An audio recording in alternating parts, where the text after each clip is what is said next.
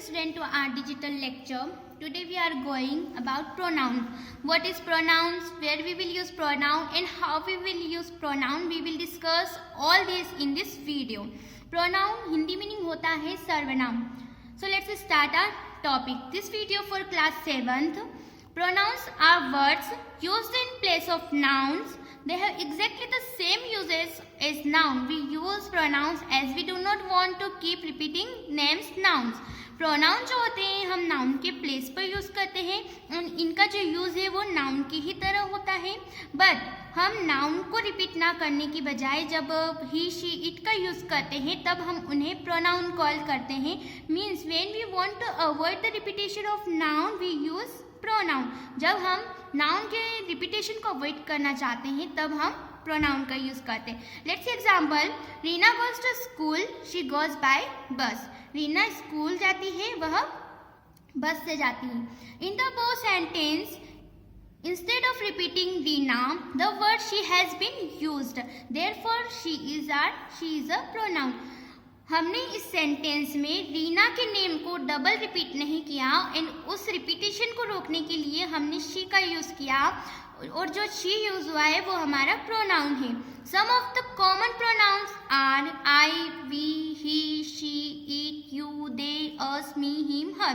This are the common pronoun. Now kinds of pronouns. Pronoun के कितने प्रकार होते हैं student? There are 8 types of pronoun. First of all personal pronouns. Personal pronoun का Hindi meaning होता है व्यक्तिवाचक सर्वनाम. The pronouns that stand for persons are called personal pronouns. वह प्रोनाउन जो किसी पर्सन के लिए बोला जाता है हम उसे पर्सनल प्रोनाउन कहते हैं. A personal pronoun denotes any one of the following. Third person में से कोई भी अगर होता है तब हम वहाँ पर्सनल प्रोनाउन का यूज करते हैं. अब फर्स्ट पर्सन क्या होता है? The person speaking. वह व्यक्ति जो बोल रहा है. Let's example, I will speak to you. मैं तुमसे बोलूंगा. The second person. Who is second person? The person spoken to. वह पर्सन जिससे हम बोल रहे हैं. You are my friend. तुम मेरे फ्रेंड हो. The third person spoken of. वह पर्सन जिसके बारे में हम बोल रहे हैं. He is your friend. वह तुम्हारी फ्रेंड है. सॉरी, वह तुम्हारा फ्रेंड है. Now number and case of the personal pronoun. कैसे जो है हम सिंगुलर से प्लूरल में पर्सनल प्रोनाउन को चेंज करते हैं. Person, first person I will be changed we. Second person you हम एज इट इज यू ही बोलते हैं चाहे वो सिंगुलर फॉर्म में बोले या प्लूरल फॉर्म में. And third person he, she, it will be changed in they. ये जो है जब हम प्लूरल फॉर्म में चेंज करेंगे तो ये दे में चेंज होगा. यहाँ है कि सब्जेक्टिव केस को कैसे जो है हमने प्लूरल में बदला. अब ऑब्जेक्टिव को कैसे हम प्लूरल में बदलेंगे. Singular me, us, you, him, her, it will be changed in them. Now possessive. Singular and plural. Mine, ours, yours, his and her will be changed in theirs. Now second, reflexive pronouns. We can make a pronoun reflexive by adding self or selves to my, your, etc. depending upon the numbers of the pronoun. What is the meaning of reflexive pronoun? Reflexive pronoun means होता है नीचवाचक सर्वनाम जिसका सीधा effect जो है वो subject पर ही पड़ता है. अब रिफ्लेक्सिव प्रोनाउन को ऐड बनाने के लिए हम सेल्फ और सेल्फ का यूज करते हैं. सेल्फ सिंगुलर फॉर्म में यूज होता है, सेल्फ प्लूरल के लिए यूज होता है. Depending upon the number of the pronoun. My self, our self, your self, our self, them self and it self etcetera. Let's see examples of reflexive pronoun. Read the following sentence. He fell down and injured himself. I enjoyed myself a lot. Don't curse yourself. In these sentences, I used myself, himself and yourself after verb.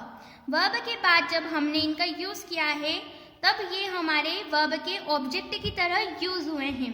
And कैसे हम singular से plural form में इसे change करेंगे. My self, our self, your self, him self, her self, them self and it self, them self. Now empathetic pronoun. What is empathetic pronoun? Empathetic pronoun Hindi meaning होता है दृढ़तावाचक सर्वनाम. Pronouns used to emphasize a noun or pronoun are called empathetic pronoun. वह pronoun जब हम किसी noun and pronoun पर stress देने के लिए, pressure देने के लिए use करते हैं, तब हम वहाँ empathetic pronoun का use करते हैं. Empathetic pronouns have the same form of as reflexive pronoun. Empathetic pronoun भी reflexive pronoun की तरह होता है, but they have a different function. but इनके जो functions होते हैं वर्क करने के वो अलग होते हैं. We used myself, ourself in reflexive pronoun after verb. Verb के बाद use किए हैं, but in this pronoun we will use myself, themself or yourself after the subject. Let's see example. I myself went there to inquire. They themselves wanted this to happen. Third, you yourselves know how we have managed to win the match. So in these sentences, after subject I used this pronoun. Now fourth, demonstrative pronoun. Pronoun used to point out the object referred to in a sentence are called demonstrative pronoun. वह pronoun जब हम किसी object को point out करने के लिए use करते हैं, तब वहाँ हम डेमोन्स्ट्रेटिव प्रोनाउन का यूज करते हैं. Hindi meaning of demonstrative pronoun is संकेतवाचक सर्वनाम. अब आपको संकेत से ही पता होता है कि हम किसी चीज की तरफ इशारा कर रहे हैं, तब वहाँ हम इस प्रोनाउन का यूज करते हैं. This let's see examples. That is a beautiful flower. यह एक अच्छा फूल है. तो यहाँ ये लड़का इस फ्लावर से बहुत दूर खड़ा हुआ है. That's why I use that. That का यूज हम जो चीजें दूर होती है उनकी तरफ संकेत करने के लिए करते हैं. This is a tall tree. यह एक लंबा ट्री है. तो यहाँ जो दिस है वहाँ ये पास अगर कोई चीज होती है उसको पॉइंट आउट करने के लिए होता है. Third, John's shirt is better than that of Mohan. These are girls from your school. I don't like those people. These का प्लूरल फॉर्म होता है those and these का प्लूरल फॉर्म होता है these and that का प्लूरल फॉर्म होगा those. Now relative pronoun. Relative pronoun means होता है संबंधवाचक सर्वनाम जो किसी चीज का रिलेशन बताए. टू चीज का जब रिलेशन बताए तब हम वहाँ रिलेटिव प्रोनाउन यूज करते हैं. A relative pronoun is related to a noun that comes just before it. The noun that comes just before the relative pronoun is called its antecedent. जब relative pronoun जो होता है relative pronoun वो होता है जो किसी का रिलेशन बताता है जो इसके पहले ही आती है. Let's see examples. This is the book that you gave me. यह वही बुक है जिसे तुमने मुझे दी थी. One who does not come in time will not get the ticket. The photo will not get the ticket. The photo which you showed me was good. जब यहाँ हमने that, who and which का use किया है तो ये as a relative pronoun used हुए हैं क्योंकि बताया है कि वही बुक जो तुमने मुझे दी थी या वही बुक है जो तुमने मुझे दी थी. that you gave me. One who does not came, वह जो नहीं आता. come in time will not get the ticket. वह जो टाइम पर नहीं आएगा टिकट नहीं मिलेगा. Usually the pronoun who is used for person.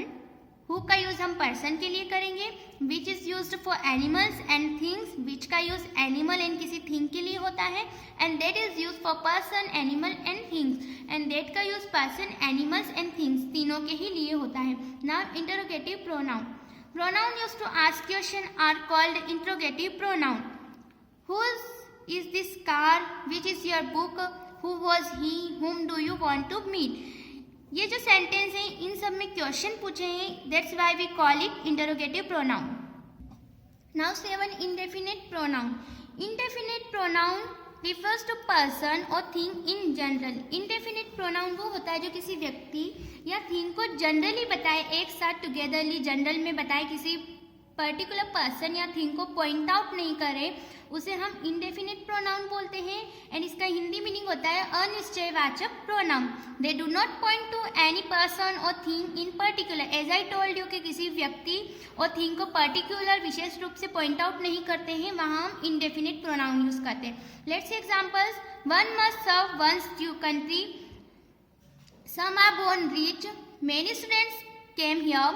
Anyone can go there. All were present in the class. In this sentences one, some, many, anyone, all, ये सब जो है as an indefinite pronoun used हुए, किसी particular व्यक्ति या thing को यहाँ पॉइंट आउट नहीं किया गया है। Now eight distributive pronoun. Distributive pronouns refer to one person और thing at a time.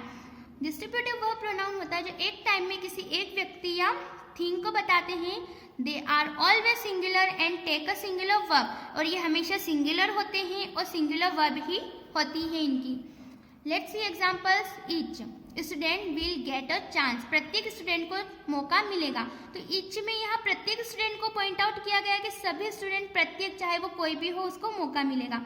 Second, either of this book is his, कोई भी बुक उसकी हो सकती, दोनों ही है, दोनों में से कौन सी भी उसकी हो सकती है। Neither of them came here, दोनों में से ही कोई भी यहाँ नहीं आया, मीन्स दोनों को ही बोला गया कि दोनों ही यहाँ नहीं आए। So student, we have seen pronoun and its types, and I hope you understood what is pronoun and its types. Now we are going to see worksheet of this class 7. Rewrite the following sentence changing all the pronouns to plural form. हमें इन sentence को rewrite करना है इन pronoun को plural में change करके। This house is mine, these houses are mine, are ours. He eats what he likes, they eat what they like. We have nothing to do with them. You yourself can do this job. You yourself can do their job. Do these jobs. He must do the work carefully. They must do the work carefully. I am sure it was not he. We are sure it was not they. This bag is hers. These bags are theirs. He had presented me a nice gift. They have presented us a nice gift. Now see, underline the relative pronoun इन इस sentence. हमें इन sentence में जो relative pronoun है उन पर underline करनी है। This is the book which you gave me, in this sentence which is our relative pronoun. Second, the students who had come late were fine, who is our relative pronoun. This is the bag whom I know, in this sentence whom is our relative pronoun. That is the bag I bought yesterday, that is our relative pronoun.